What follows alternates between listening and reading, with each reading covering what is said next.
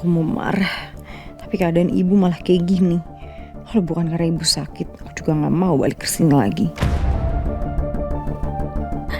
Semua ini karena kamu, Hasbi. Kakak tuh lagi belain Hasbi ya? Segitunya ya, Hasbi memanipulasi pikirannya kakak. Kak, dia tuh munafik, kakak juga tahu kan dia kayak gitu.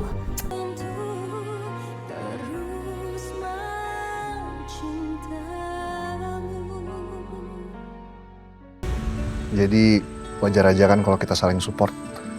Kita juga udah pernah ngelewatin banyak hal bareng. Kita juga udah sama-sama lihat satu sama lain di titik paling rapuh kita lah. Salah satu hal yang saya syukuri dalam hidup saya ini adalah ketemu sama Chef Julian.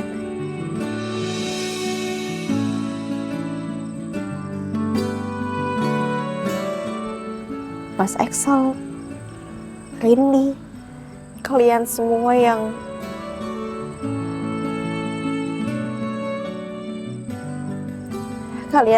yang buat saya kuat dan bangkit lagi di tengah semua kesulitan saya ini. Saya senang dengarnya. Alhamdulillah. Alhamdulillah. Sebentar lah, saya ada sesuatu buat kamu.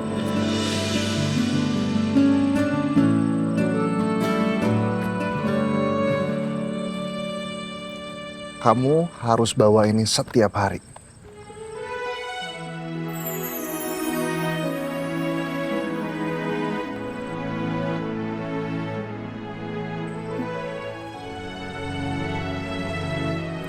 Ini apa, Chef? Itu pepper spray. Buat jaga-jaga aja kalau ada orang jahat sama kamu nanti di jalan.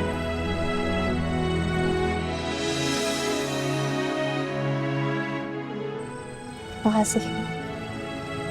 Sama-sama.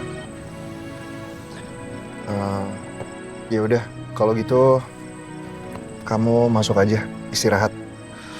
Dan jangan sampai sakit.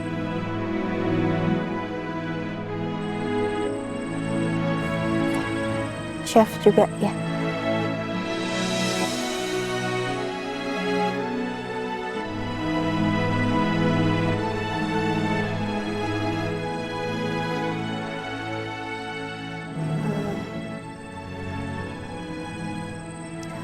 Maaf, Chef nggak mau pulang.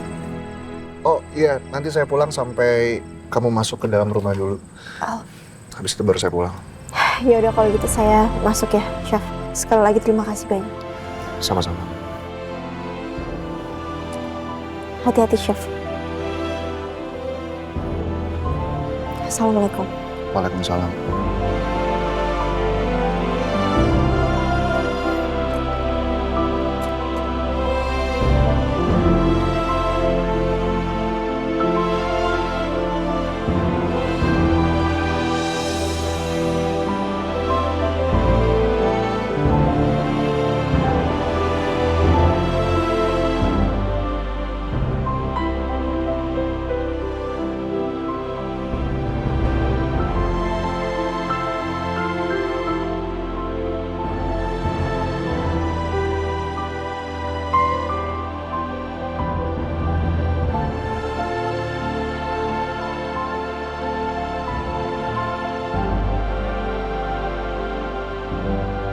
Assalamualaikum.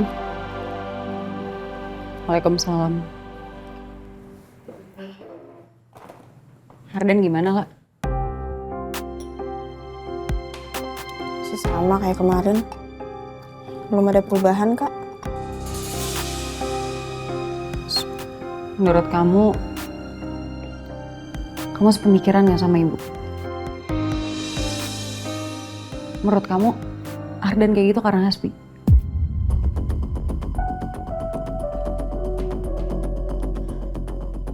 Aku yakin, tapi belum punya bukti yang kuat. Tapi Hasbi tuh memang punya motif supaya ibu sama Ardan tuh gak bisa datang ke persidangan aku untuk jadi saksi.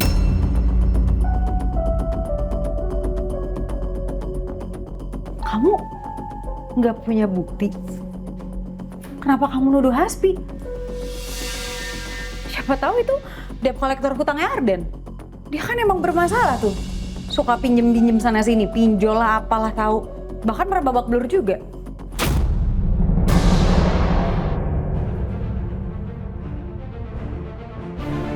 Kapan, Kak? Udahlah, nggak penting soal kapannya. Yang jelas, Ardan tuh dari dulu emang bermasalah terus sama debt kolektor. Tapi yang bikin aku heran, kamu kenapa nyerang Hasbi? Kamu udah dendam sama dia? Nggak suka sama dia? Iya, maksud aku nggak perlu sampai segitunya, Lala. Kamu juga udah cerai kok sama dia. Sebentar deh, ini kakak tuh lagi belain Hasbi ya? Segitunya ya, Hasbi memanipulasi pikirannya kakak. Kak, dia tuh munafik, kakak juga tahu kan dia kayak gitu. Aduh, bukan soal itu, lah. Masalahnya aku tuh harus minta pertanggungjawabannya dia. Aku harus nikah sama dia. Tapi kalau kamu terus-terusan nuduh dia enggak, kasih dia masalah terus, gimana aku bisa minta pertanggungjawabannya sama dia?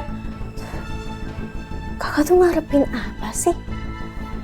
Dari dinikahin sama Hasbi, kakak berharap Hasbi bakal berubah?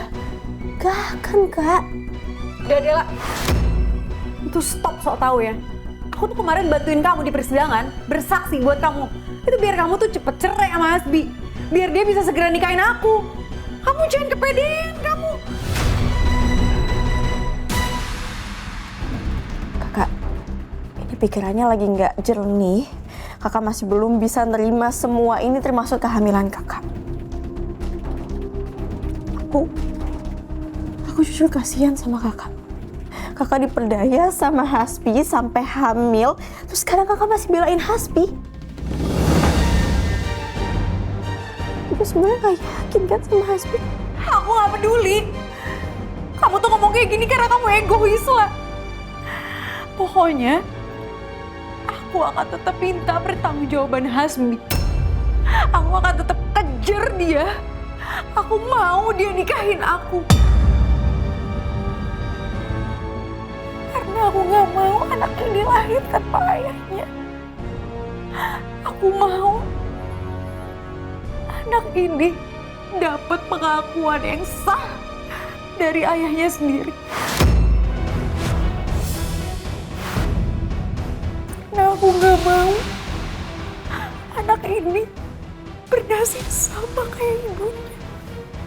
Kayak aku, yang gak dianggap sama sekali. Yang gak pernah tahu salahnya apa. Tapi selalu aja disalahin.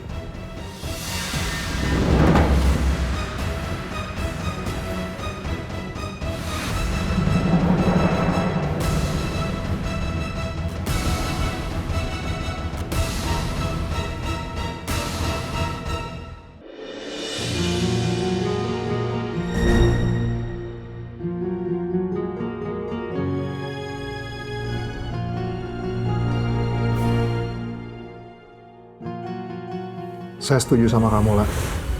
Saya pasti akan bantu kamu sampai semua masalah ini selesai.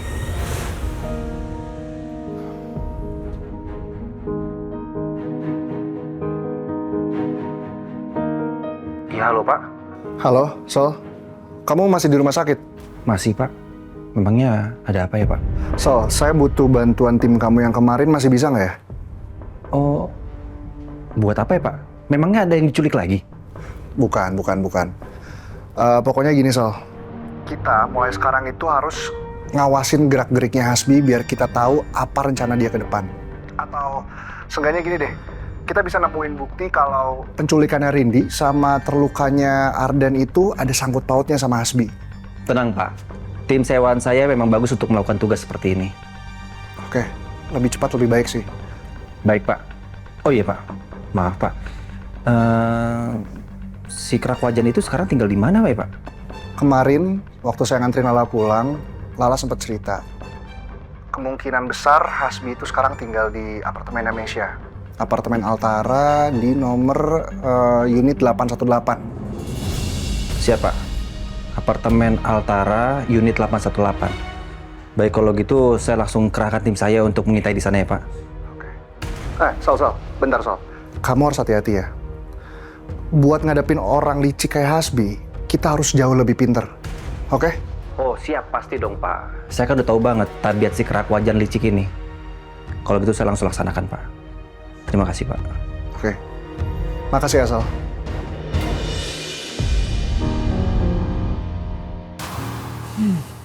Cari makan dulu deh gua. Lapar.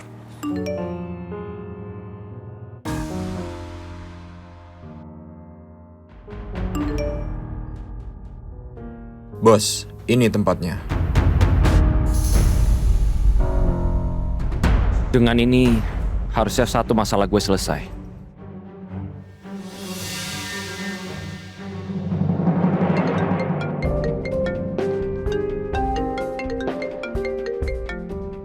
Hasbi, ada apa di nelpon?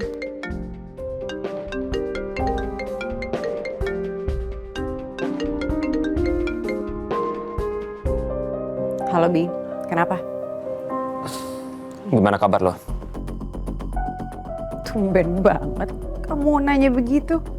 Ntar marah-marah lagi, ntar dorong-dorong lagi, ntar nggak minta maaf lagi. Sampai kapan sih Bi, aku tuh harus nunggu buat kamu ngakuin kalau anak yang aku kandung ini tuh anak kamu? Hah? Enggak. Gue waktu itu cuma shock aja. Gue belum siap bertanggung jawab menjadi seorang ayah. Apa kamu bilang nggak siap? Siapa juga yang siap lahir batin untuk jadi ibu? Hah? Bi, kamu tuh harus tahu ya, kita tuh udah terlanjur melakukan sejauh ini. Dan kamu juga udah cerai sama Lala. Jadi, ya, apalagi yang kamu pikirin sih? Ya kamu harus tanggung jawab lah, kamu jangan lepas tangan gitu aja. Iya, tapi sebelum itu gue butuh bukti yang akurat. Biar gue bisa percaya kalau itu emang anak gue. Ayo, nggak takut aku. Ayo, apa? Mau lakuin tes DNA? Ayo. Tapi kalau sampai ini beneran anak kamu harus tanggung jawab ya. Oke. Lo tes DNA di rumah sakit dekat apartemen ya. Tapi sebelum itu, kita ketemu dulu di Cafe La Luna. Oke, kita ketemu di Cafe La Luna. Sekarang.